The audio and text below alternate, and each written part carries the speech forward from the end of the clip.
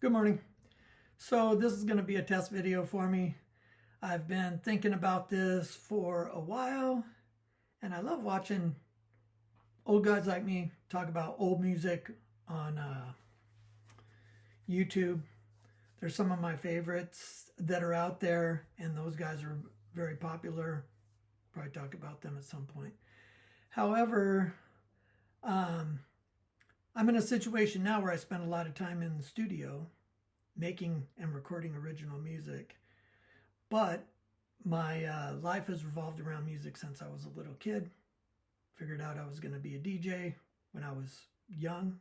I was a radio DJ, and then I went back to that several times. I was lucky enough to work at radio stations up into the 2000s actually, and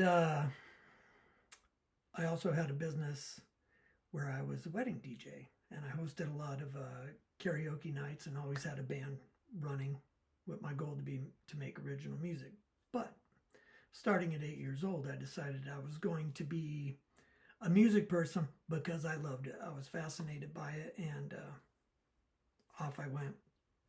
So I love hearing guys and girls talk about music online, and I figured I love so much music that my ideas and my preferences and my favorites and not favorites are different than a lot of other people voicing their opinions.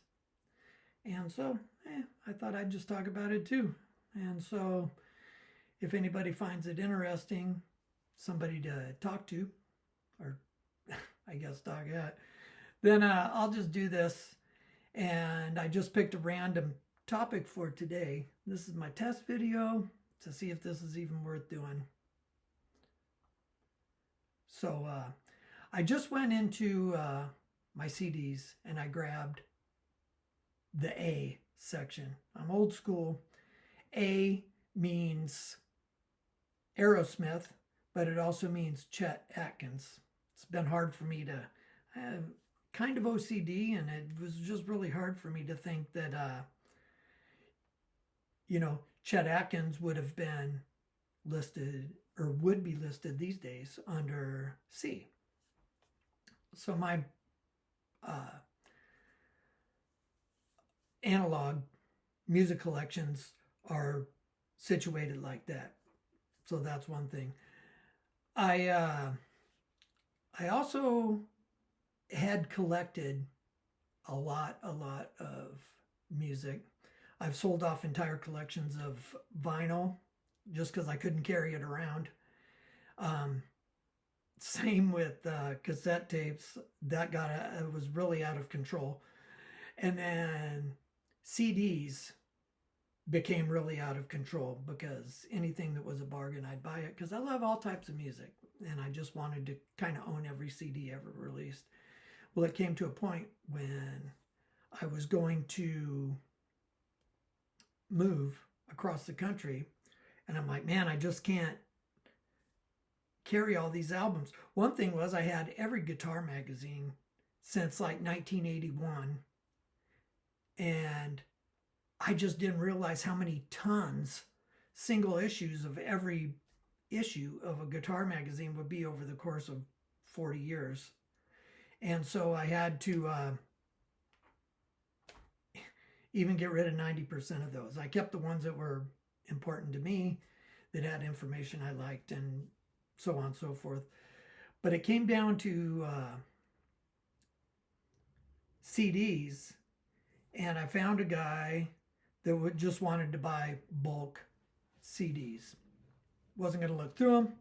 Didn't care about it. Just offered me. He said, "What do you got? Here's an offer."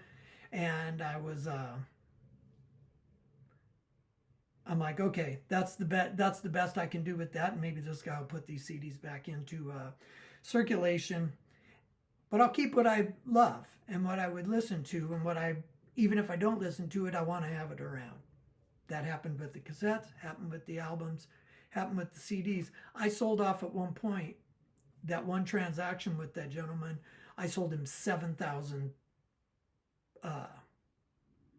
retail CDs. it left me with, I'm going to guess, about 1,000 that I still have. What you see behind me here, that's the middle part. Over by my DJ setup, I have about 250 of my go-tos that I just, when I want to listen to music, those are there. I will say I don't go to those very much because I listen mostly to Spotify. Not that I'm a specific fan of them, it's just that the interface is easy, and the way I can make and access playlists works very well for me. So that's where I listen to most of my music. But I end up listening a lot to the music I'm recording. That'll be other time, other place. So let's talk about music, huh? I'm landing right here. Excuse me. On AC/DC is what comes up first when you grab the A's, and I would say probably the album I would listen to most these days would be this, Powerage. And let me see here, that's from 1978. I will say, I'm a class of 81 high school graduate. So that I just find that the music in those days means everything to you, and it's connected to those situations in your life that mean everything, right? So I find that most of the albums that I really cling to are from, I would say 78, which is funny. This is on the lower side, but this came in. And I would say that leads up to about, I don't know, 86. And then that's when different phases of life come in. And I would, like say in 86, I would just be tied to everything I had fallen in love with over the prior decade. I will say one thing, when I get to talking about music, if it doesn't make sense to you, because I'm going to say I don't listen to whatever album, and that'll come up in just a minute. I listened to so much music for so long. Some albums I just don't need to revisit, and it's the ones you would think, you know. More on that in just a second. But I come back to this Powerage album by AC/DC. I love the Bon Scott era, and this album here, top to bottom, a song like, I mean, even the last song on here, Kicked in the Teeth, is so cool. I do tend to look at track listings from the bottom up to the top. I don't know why. Up to My Neck in You, Gone Shooting, What's Next to the Moon, Sin City, Riff Raff. I actually named one of my bands back from that era Riff Raff. It's before tribute bands were really popular. I mean, they were a thing, but before they were popular, I didn't know. I just thought Riff Raff was cool. And now it would be, I would imagine there's AC/DC tribute bands called Riff Raff. One time I was at a club, and the band Riff Raff was playing there. There was an AC/DC tribute band, early days, and this guy came over to the band house after the show, and we had a stage set up at the house there, and it just turned into this guy playing in front of us with no drums or anything, even though we had a whole band set up. He was just going through the AC/DC songs, and I'm like, oh man, I really got to start practicing guitar if I'm going to have any chance of doing anything in music, because the guy was so good and he knew every note of every song. It was just crazy. Anyway, so this is probably the album, AC/DC album, I would go to the most. Out of the popular stuff, so this I would call my sleeper favorite. Not contrarian. It's super good. But I don't know how the other guys rank it. I don't know. I haven't done any research on this. I'm just talking about it. So that leads me over to my favorite of the popular albums that I still can throw on, and that's this one here, Highway to Hell, with Bon Scott. I mean, this album, I think this is a perfect album. I think every song on here is just right. There's not many perfect albums, and this literally is a 10 for 10. All 10 of these songs on here are perfect. The heartfelt connection to this album is when in high school, when this came out in 79, AC/DC, the talk of the town where I came from was AC/DC had just turned in a opening performance for Journey, I believe. And it was awesome, but I didn't get to go. For whatever reason, it's one that I missed. I went to a lot of concerts. More stories later. But man, that was the first time it's like something meant something to me, because I had fallen in love with this album, and AC/DC was on that out of control rise in popularity, and then he was gone. And so then I'm riding high on that one. And I still love that album. I mean, Touch Too Much, I played that in cover bands and stuff. And every song's great. No sense even listening to them. So then we get to, that's still in my must keep over there in the 250 so must keep CDs. I land on this one here, and it's up. I remember the day this came out, and my friend come walking through everybody was hanging out at my friend's dad's house, and he came walking through the door with this. So now we're talking 1980. So it comes with the vinyl. Goes without saying, the vinyl stuff. But anyway, I mean, we lived that album for those years. Got to remember, back when this was released, there wasn't such thing as classic rock. It was just rock, and varying degrees. It wasn't as segmented as it seems to be now, and there's no problem with that. But it's so this album is one of the hugest in all history, I suppose. And it's another perfect album. No doubt about that. But I listened to it so much, I guess there's a lot of baggage with it. It's like there's so many memories with these songs that it's a big jumble. You know, I told my wife one time, when we were dating, we're sitting in a restaurant, and she's like, "What are you trying to hear? What are you listening to?" And I'm like, I can't sit here and have the music playing in the background and not identify what it is.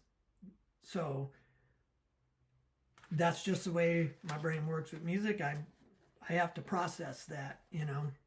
And so she was comfortable with that, and I try not to be too crazy about it. But so now if this comes on, there's too many memories for it. It's not comfortable to even listen to.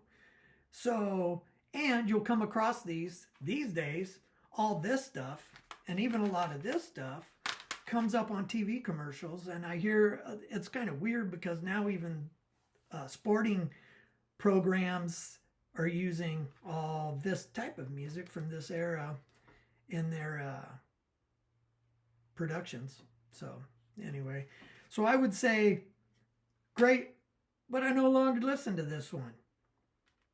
It's glad it exists though. I mean, how amazing was that when you listen to it, and that voice, it was not Bon Scott, and it wasn't a copy of Bon Scott, but man, it was awesome. And that music, woo, I mean,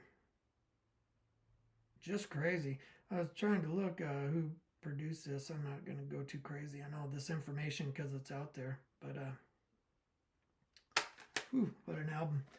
All right, and that leads me to Aerosmith. And once again, here, it looks like I have 4 Aerosmith albums. is the one that changed it all. My mom used to go pick up albums I won from the AM radio station on the phone contests. And on her way home from work, she'd pick up these albums. And I won something, whatever it was, they didn't have it. And the DJ, they knew my mom in the radio station. And the DJ says, well, give your son this. I'm talking 75. So I was 13 or what I'm doing math. Anyway, perfect album. I will still listen to this. I guess because there's so much in the Aerosmith canon that I listen to that it's kind of spread out. I'll still listen to this, and I mean that's probably my all-time favorite. You know, Aerosmith kind of comes and goes. I do like greatest hits for the old stuff. This can do it for me. All those songs are killer. I like that they come together and Kings and Queens on this one. This is not all radio hits here. And then I guess neither is this one here, but it's different. Two great compilations. But as I was moving through my life and time was going on, I guess this was a little bit after the 86 that I talked about, and everybody giving up kind of on Aerosmith. I thought the Run DMC thing was beyond cool, and I liked it because I've always liked all kinds of music, and the video was so weird. I mean, they were still young, but they as Aerosmith would do, man. Those guys were living the life. Anyway, I would say this is my sleeper favorite Aerosmith album. If you take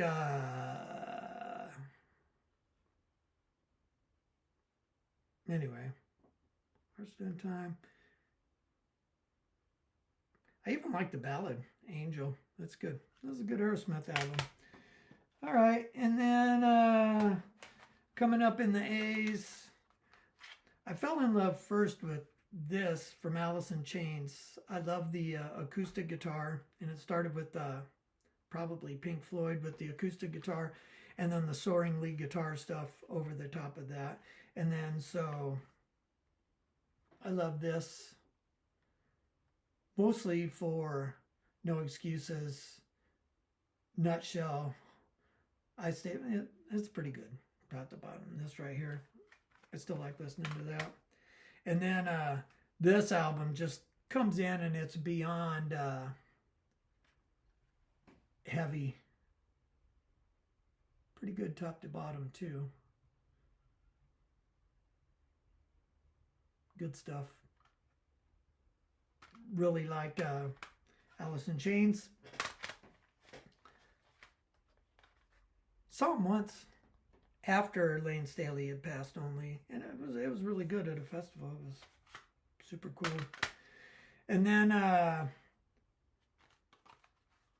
oddly enough, in the A's, oddly enough about how I feel about this stuff, but my favorite Allman album is not anything by the Allman Brothers. It's that I'm No Angel by Greg Allman. I love this album from top to bottom. It's perfect. All 10 songs are beyond great. I just love it, man. And I'll still listen to this. Never got tired of it because you'll never hear any of these songs anyplace else. Like you will the Allman Brothers stuff and, you know, all of the classics that comes with. I think the Allman Brothers are great. Never saw the Allman Brothers. I did see Greg Allman, though, and he was freaking awesome. Had Dangerous Danny Toller on guitar with him at that time. I was sitting really close, and my favorite Allman Brothers song he played that night, which was Tied to the Whipping Post, and it was just awesome. Then, see, these are my sleeper hits. This is where this comes in. Anthrax, I just think is such a cool group, but this is my favorite Anthrax to listen to. I love John Bush's vocals. Oh, by the way, if I talk about something and the facts are not right, I'm just riffing. I'm not doing much research on any of this, and I used to know 10 times more what I know today. That's just the way things are going with me. So I love this album. 11 songs. I would say this is probably an 80%er. I mean, most of these songs are full-on jams. I like this a lot. I like the feel of it. I like that it's accessible. A lot of my favorite albums by artists are not their most classic stuff. I guess it's kind of like when you like the band that's on the outside of what everybody else loves. It's your band, you know, and I always wanted that. I wanted bands to be mine. Me and my friends, we wanted. And if I put more of these videos up, we'll talk more about that later. But love this. And then at the end of my CDs, this is just a greatest hits compilation. Man, I was big into April Wine, probably from that era. My actual favorite is, I forget even the name of the album, but Sign of the Gypsy Queen. And, well, hang on a second.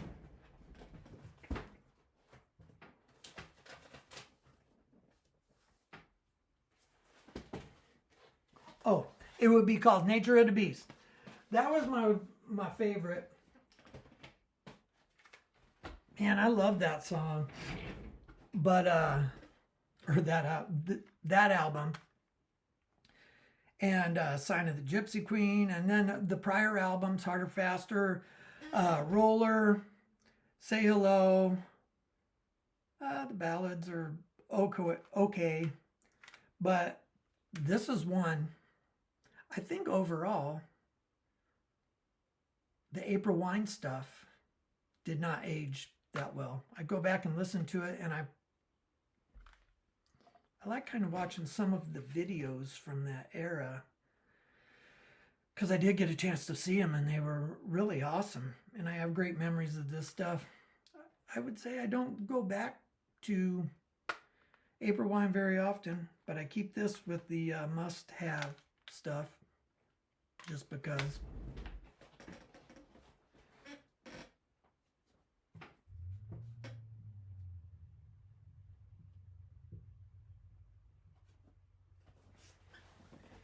And it's a very small pile of vinyl that I have. It's just a couple hundred albums, but also in the A's.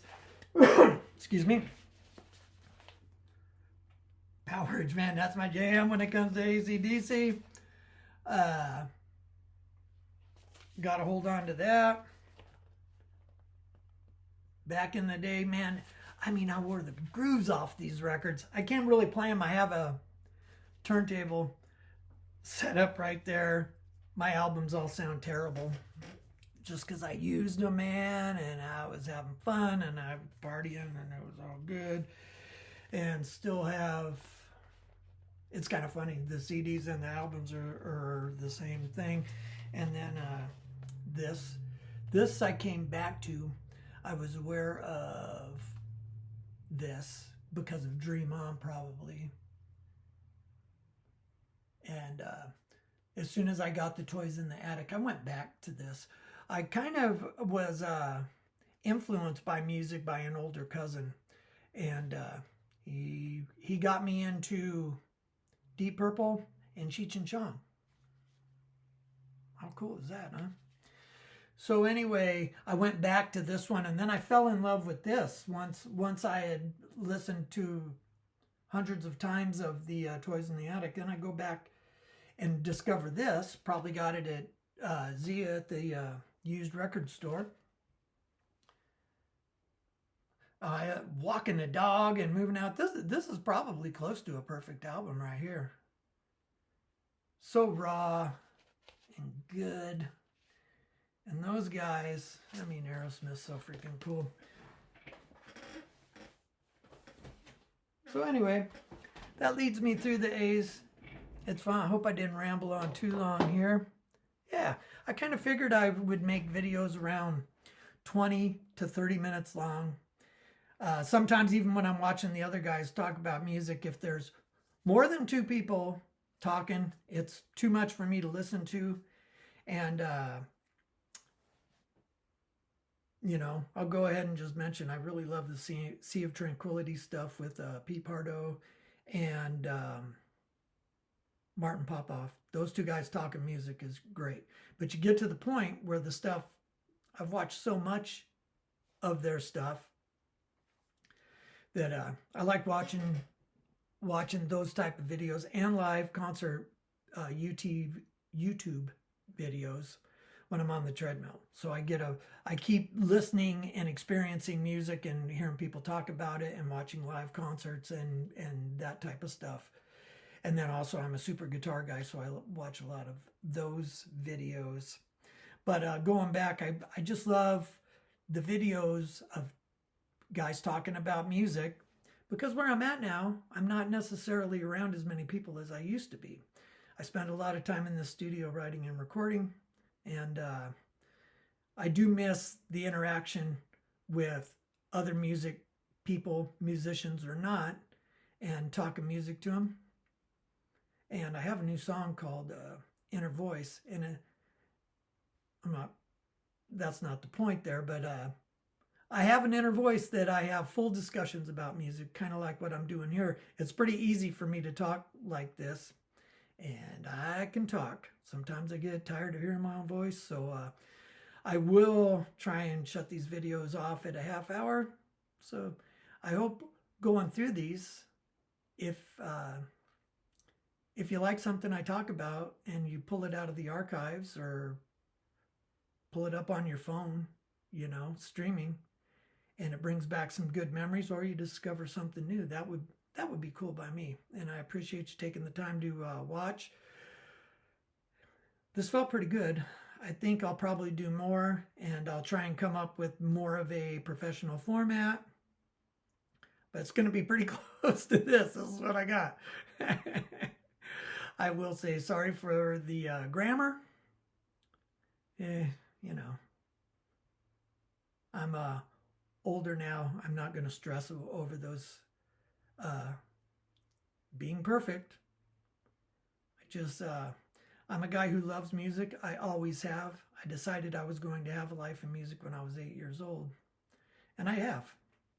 And it's a giant part of every day of my life, and always has been. Even when I wasn't doing anything constructive with it, I could still blast these big Sherwin-Vega speakers behind me, irritate who was ever living near me, and just enjoy music. And I still do very much.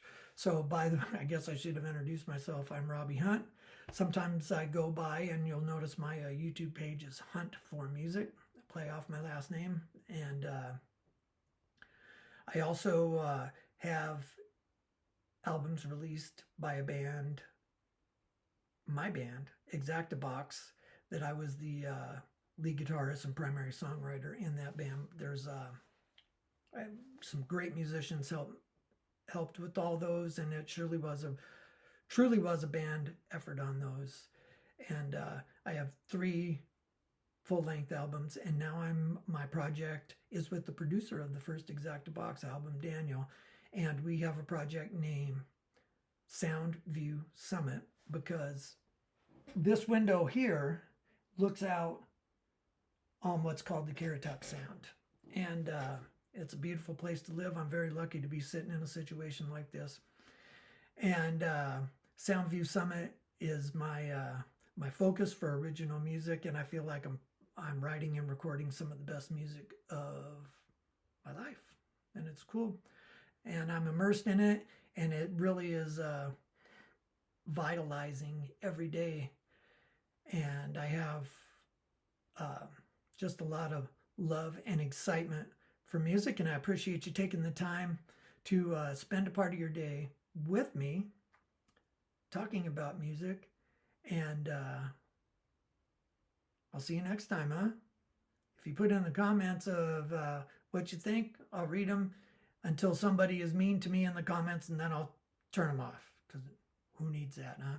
Hey, have a great day. Thanks for hanging around. I'm Rob. I'll see you next time. Thank you.